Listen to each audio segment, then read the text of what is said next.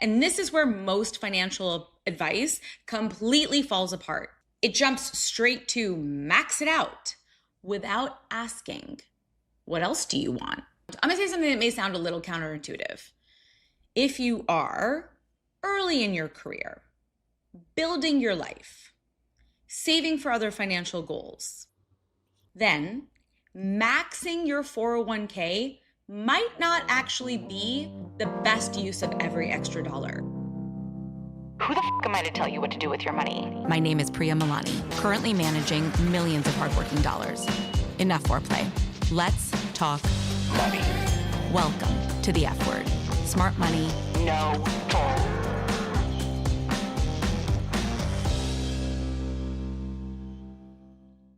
Hey guys, welcome to the F word. Lately, a lot of my episodes have veered towards money mindset work and behavioral changes that will help you master your money in your 30s. I love talking about this stuff because I believe that thinking differently about your money sets you up with a disproportionate advantage when you're a high earner. But today, I'm going in a different direction. We're going back to the fundamentals, specifically your 401k. And the reason I wanted to do this episode is because I was on a call the other day talking to a very smart guy. He had served in the Army, was well educated, and he told me that for years he didn't contribute to his retirement account because he didn't understand what match meant. And I had this moment of, okay, we've overcomplicated this. And it's true. I did a little Googling, and most Retirement 101 content isn't actually 101. It assumes you already know the basics. So today, I'm stripping it all the way back. What a 401k actually is, how it works, and how to think about it in a way that actually makes sense for your life.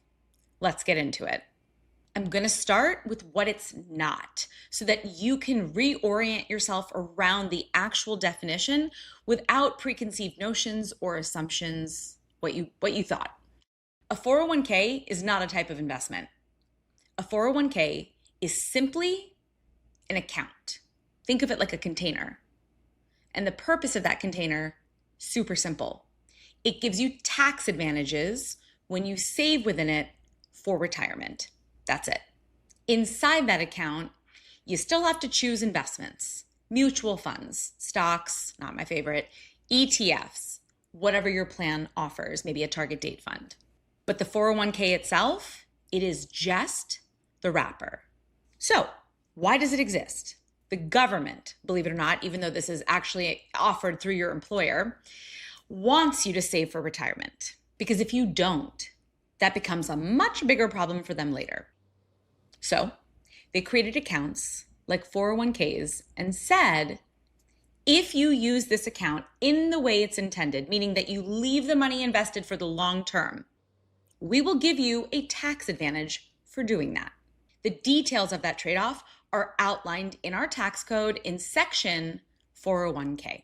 Now, let's talk about that part that tripped up my friend on the phone call, the employer match. And good news, this is a once you see it, you can't unsee it moment. If your employer offers a match, it simply means for every dollar you contribute, they will contribute some amount too. It's always defined up front. To keep it simple, we're going to say that your employer matches 100% of your contribution. That's not uncommon for at least a portion of your contribution. So here's the example. You contribute $5,000. Your employer will contribute $5,000 too. Now, you have $10,000 in your account. So what does it mean to contribute? It means you opt to allow some of your paycheck to go directly into your 401k versus coming to you in the form of your direct deposit. Now, if your employer does this, if they match, you want to make sure that you've opted in to maximize the match. You contribute as much as needed to get as much as they're willing to match. The reason this is so critical, and there's so much talk about this online, is because that is literally a 100% return on your money. Now, that money they're giving you, that is not investing. They are not putting it into an investment for you, unless you've selected that. We'll get to that in a minute. This is literally them just handing you money, only in a way that you can't touch it for a very long time. But that's a good thing, because by them giving it to you, it means you've now saved more for retirement.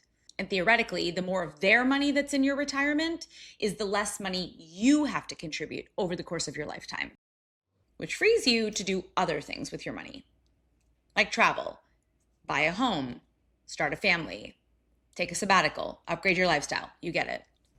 So to reiterate, there is nothing in the market that guarantees 100% return on your money. Nothing. So the rule here is simple.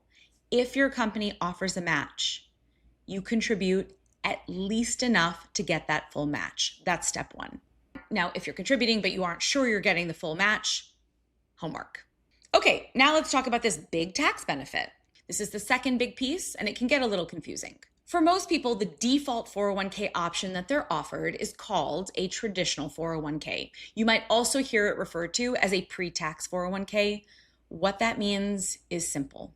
You're contributing money before taxes are taken out. So if you make $200,000 and you contribute $20,000 to your traditional 401k, you will now be taxed as if you only made $180,000. So what happens to that $20,000 that you contributed? It gets invested and grows over time. You have to actually select investments, but you don't pay taxes while they're growing. You will pay taxes later when you take that money out for use in retirement. The thinking behind utilizing a traditional 401k is that you're a high earner and you're likely in a high tax bracket today. You may be in a lower one later, or at least, this is the part I really like to emphasize, you will potentially have more control about how your income shows up later and what tax bracket it hits. So that could be a good reason to defer taxes until later. Quick side note, if this feels too basic, I go much deeper on this in episode 54 with a CPA and episode 62, where I walk through retirement tax strategies, including why you should be thoughtful before doing things like a backdoor Roth conversion. Real quick, if you've ever seen your paycheck hit your checking account and thought, where the hell does it all go? You're not alone. If you're in your 30s making six figures, it's time to get your financial shit together. Go to stashwealth.com and book a call. All right, back to the episode. Speaking of Roth, next up, the Roth 401k. In recent years, this option has become much more common as more and more employers have started to offer it. So, what is it? A Roth 401k is the opposite of a traditional 401k when it comes to taxes. You contribute money after your income has already been taxed. So, using that same example, you earn $200,000 a year, you pay taxes on that full $200,000, and then from what's left, you contribute a portion to your Roth 401k. The money goes in after tax. It grows tax-free, and you don't pay taxes when you take it out in retirement. Some people confuse that with thinking that money is tax-free. Refer to episode 62 to learn a little bit more about why that isn't true. When thinking about a traditional versus a Roth 401k, one thing I want to make really clear is this is not about which one is better. It's about, when do you want to pay taxes? Now or later? I also want to say there's a lot of noise out there about trying to minimize your lifetime tax burden. I want to emphasize that you will get much further ahead, like grow a much fatter retirement, by simply getting started rather than trying to perfectly optimize this decision. Now, because this is a 101 episode, my suggestion is to keep it simple and split your contributions down the middle if you're offered both a traditional and a Roth 401k. So if you're putting away 10% for retirement, 5% goes into the traditional 401k and 5% goes into the Roth. Now, I'm not saying that's the perfect answer for everyone, but it builds flexibility. Most people who try to find the perfect answer over-optimize taxes early and actually regret not having optionality on the backside. Flexibility is what matters here. Because when you go from Henry, high earner, not rich yet, to actually wealthy, you're going to want options. And that includes having some of your money show up as taxable income, believe it or not. And just one other quick note, taxes are one piece of this decision, but they're not the only piece. Because when you're thinking about where to allocate your money, you also want to consider everything else you're building towards, not just retirement. Now, let's talk about why contributing to a 401k actually matters in the first place. What are you really doing here? Because this is where behavior meets math. When you contribute to a 401k, you're essentially doing two things. You're saving money and you're locking that money away for a very long time. And that second piece is important because once money goes into your 401k, you generally cannot access it without penalty until you're 59 and a half. So this is not flexible money. This is long-term money. Why am I emphasizing this? Why does that matter for you? If you're in your 30s, you may want to buy a home. You may want to start a business, take time off, change careers. And none of those things are going to be funded by your 401k. And while we're here, one more, your wedding. Absolutely not funded by your 401k. Okay, so now the question everyone actually wants answered. How much should you contribute? The answer, it depends. But I'm going to make it as simple as possible. So step 1, get the full match, non-negotiable. Step 2, decide based on your life. And this is where most financial advice completely falls apart. It jumps straight to max it out without asking, what else do you want? I'm going to say something that may sound a little counterintuitive. If you are early in your career, building your life, saving for other financial goals, then maxing your 401k might not actually be the best use of every extra dollar. On paper, it looks like the right move, but in reality, it can be over-allocating to retirement. So tell your dad to cool it with the guilt trip if you aren't maxing your 401k. You really want to be intentional with your retirement savings, but also your pre-retirement savings. That's not what this episode is about. I have other episodes that get deep into the importance of intentionality and goal setting and getting on the same page as your partner if you have one. But those are all reasons why the question of how much should I contribute to my 401k is not so easy to answer.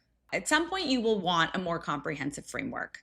Your 401k is just one piece of your overall financial strategy, but your money has multiple jobs, right? It's funding your retirement, as we've discussed, but your midterm goals, things that you may want to do in the next 5 to 10 to 15 years.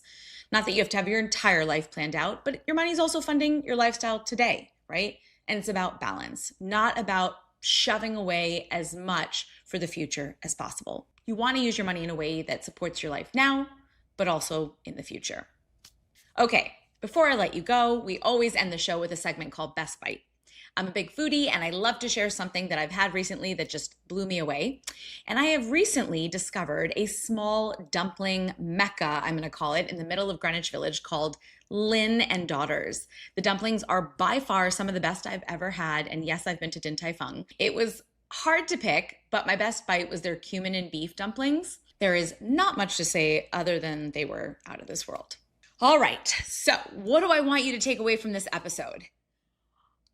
Your 401k is not complicated. It's just a tool, a really good one, but still, it is just a tool to help you accomplish your financial goals. And if you remember nothing else, make sure you're getting the full match. If you found this episode helpful, please share it in your group chat to get everyone taking advantage of what's available to them, all that free money. This way you all age wealthy together. As always, if you have a sec to leave us a review, that's the best way to help other people find the show. And if you haven't already, please like, follow, and subscribe so you don't miss future episodes. Thanks for listening. I'll see you next time.